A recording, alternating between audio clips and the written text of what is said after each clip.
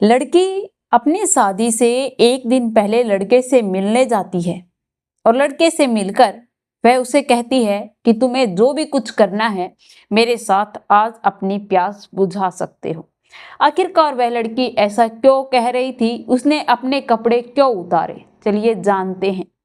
लेकिन उससे पहले रोज की तरह मेरी आपसे एक ही रिक्वेस्ट है, प्लीज़ आप लोग मेरे चैनल को सब्सक्राइब कीजिए, बेल नोटिफिकेशन को ऑन कीजिए ताकि मेरा हौसला बनता रहे, बढ़ता रहे। आखिरकार उस लड़की के साथ ऐसा क्या हुआ था जो कि उस लड़की को वह यह सब कुछ जाकर कह रही थी। दोस्तों, वह लड़की जो कि उस लड़के से प्यार करती थी, वह लड़की उससे एक ऐसी मुसीबत में मिली थी। वह भी उसी गांव के रहने वाला था और लड़की भी उसी गांव की रहने वाली। दोस्तों, वह लड़की उसे इसलिए यह सब कुछ कह रही थी क्योंकि उन दोनों की दोस्ती कुछ ऐसे हुई थी कि वह लड़की भागलपुर की रहने वाली थी, लड़का भी भागलपुर का रहने वाला था। लड़की गंगा में नहाने जा रही थी, वहां पर डूब जाती है। उसकी एक सहेली जो कि उसके साथ गई थी, वह डूबने लगती है। उसकी सहेली उसे बचाने के लिए हाय तौबा करने लगती है, आवाज लगाने लगती है, लेकिन उसे तैरना नहीं आता। वह चाहकर भी कुछ नहीं कर पाई। वह जब आवाज दे लगाती है तो वहीं पर वह लड़का जिसका नाम सोहन था, वह वहां पर खड़ा होकर ये सब कुछ देख रहा था। वह दौड़ता है और उस लड़की को बचा लेता है। गांव के अंदर कुछ दिन तो यह बात बड़े ही चर्चा में रहती है कि सोहन ने उस लड़की को बचा लिया। लड़की का नाम प्रिया होता है। लड़की अब लड़का दोनों आपस में एक दूसरे से मिलते तो खुश हो जाया करते थे। वह भी हंसती, सोहन भी हंसता। दोनों का यह हंसना मिलना न जाने कब प्यार में बदल जाता है। लड़की लड़के से बात करती थी, उसके साथ घूमना फिरना उसे अच्छा लगता था, लेकिन लड़की को एक बात बड़ी ही खटकती थी कि अगर मेरे भाई को यह सब कुछ पता चल गया तो वह न जाने क्या कर बैठेगा। उसे अपने भाई का डर सताता रहता था। उन लोगों ने कभी यह डिसीजन नहीं लिया कि हमारे आगे जाकर हमें शादी कैसे करनी है। बस उन लोगों ने यह सोच रखा था कि हम तब तक रहेंगे ना, साथ रहेंगे, एक दूसरे के बगैर हमारा जीना नामुमकिन है। लेकिन लड़की डरती थी। धीरे धीरे समय बीतता गया, उनका रिलेशन भी बहुत अच्छा चल रहा था। लड़की की माँ को लड़की पर शक हो जाता है। लड़की की माँ अपनी बेटी से पूछती है कि तू किससे बात कर रही है, फोन पर किससे बात करती है। लड़की को पता था अगर मैं उस लड़के के बारे में माँ को बता दूंगी तो माँ, जाहिर सी बात है, मम्मा अपने पति और अपने बेटे को जरूर बताएगी अपनी बेटी की करतूतें। बेटी झूठ बोल देती है और ऐसे ही किसी का नाम ले देती है। माँ भी कुछ नहीं कह पाती क्योंकि माँ के पास कोई सबूत नहीं था। एक दिन अचानक से वह फोन उसके पिता के हाथे चढ़ जाता है और लड़के का फोन आ जाता है। लड़की लड़के को मना करती थी कि मेरे फोन पर फोन मत किया करो। वह उसे मिलने की जिद किया करता था। लड़की कहती थी कि मिलना इम्पॉसिबल है, तो लड़का कहता था कि मैं घर आ जाऊंगा। तो लड़की बोली कि नहीं, ऐसा मत करना, क्योंकि लड़की को डर था। क्योंकि एक इंसान को पता होता है कि उसके घर वाले कैसे हैं, उनका जो कि बर्ताव है वो कैसा है। तो लड़की को पता था कि उसके माता पिता अलग मिजाज के हैं। वह उसके जो बॉयफ्रेंड है उसके बारे में अगर पता चल गया तो उसे जिंदा नहीं छोड़ेंगे। लड़की डरती थी लेकिन कुछ कह नहीं पा रही थी। लेकिन लड़का उसके फ़ोन पर फ़ोन कर देता है। उस टाइम वह फ़ोन उसके पिता के पास होता है।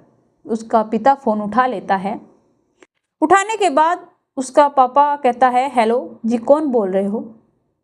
न जाने उसका पिता कितनी बार यही बात बोलता है लेकिन आगे से कोई रिस्पॉन्स नहीं आता।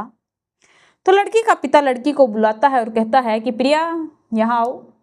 प्रिया डरती हुई अपने पिता के पास जाती है और कहती है कि किसका फ़ोन आया था तुम्हारे फ़ोन पर, न तो कोई बोलता है और फिर फ़ोन क्यों करता है, यह सब कुछ कहकर पिता अपनी बेटी को डांट लगाते हैं, लेकिन प्रिया को पता था वह कुछ नहीं कहती।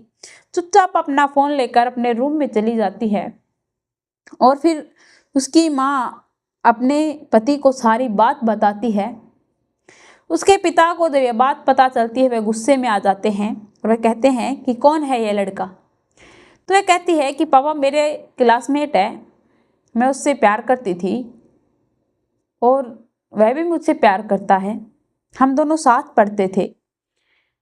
वह नहीं बताती है कि गांव का ही लड़का है, क्योंकि वह उसे बचाना चाहती थी। तो उसके पिता कहते हैं कि बेटा अब तक तो तुमने जो भी गलती की है वह तो ठीक है, लेकिन आगे से इन सभी चीज़ों का ध्यान रखना और हम जहाँ तुम्हारी शादी करवाएंगे वहीं पर करना। इस लड़के को फ़ोन कर कर मना कर देना कि आज के बाद तुम्हारे पास कोई फ़ोन न करे। अगर हमें फिर से शिकायत का मौका मिला तो तुम्हें पता है हम क्या कर सकते हैं। लड़की डर जाती है। लड़की अपने रूम में जाती है, लड़के के पास फ़ोन करती है और उसे कहती है कि तुम प्लीज़ मुझे भूल जाओ, मैं तुमसे प्यार नहीं करती और मैं तुमसे मिलने नहीं आ सकती। कुछ दिन बाद मेरी शादी है और मैं तुम्हें चीट कर रही थी, मैं तुमसे कोई प्यार मोहब्बत नहीं करती हूँ। ये सब कुछ कहने के बाद लड़की फ़ोन कट कर देती है। लड़का उसे फिर से ट्राई करता है, लेकिन फ़ोन स्विच ऑफ होता है। 3 दिन तक वह रोज़ उसे बार बार हर 1 घंटे के गैल फ़ोन कर रहा था, लेकिन फ़ोन स्विच ऑफ था। वह गुस्से में आकर अपनी सिम तोड़ देता है। फिर अब वह मवाली टाइप का लड़का था, न जाने कहाँ गली गली में शराब पीकर घूमने लगा। एक दिन उसे यह संदेशा मिलता है कि प्रिया की शादी हो रही है। उसे तब यह बात पता चलती है तो उसकी तो ज़िंदगी ही ख़त्म हो जाती है। उसने सोचा था कि प्रिया तुम्हारे साथ मजाक कर रही है, वह तुमसे प्यार करती है, एक ना एक दिन वह ज़रूर लौट कर आएगी। लेकिन उसे तब यह पता चलता है तो वह अपना ऐसा सोचता है कि जैसे तुम्हारी ज़िंदगी ही बर्बाद हो गई है, तुम्हारी ज़िंदगी में कुछ बचा ही नहीं है। वह अपने सीने को पत्ती, जो कि एक नकुली चीज़ से जोर जोर से काटने लगता है, उसका नाम खोदने लगता है।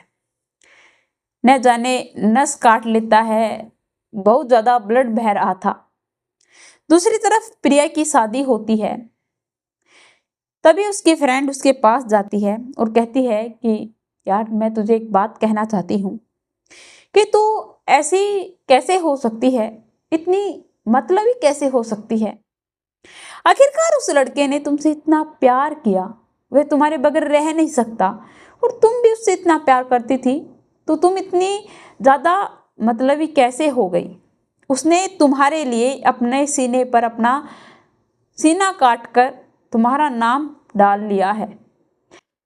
उसके न जाने नस कट गई या फिर कुछ और हो गया, उसका ब्लड नहीं डट रहा, शराब में चूर है। और यहीं पर एक ट्यूबवेल का रूम है, गांव की ट्यूबवेल थी, उसके पास एक रूम था, उसके अंदर वह बेहोश पड़ा। लड़की यह बात सुनते ही दौड़कर वह ट्यूबवेल के उस खेत में जाती है। लड़का सच में ही खून से लथपथ हो रहा था, उसने अपनी जान लेने की पूरी कोशिश कर रखी थी। वह उसके पास जाती है, उसकी मलहम पट्टी करती है।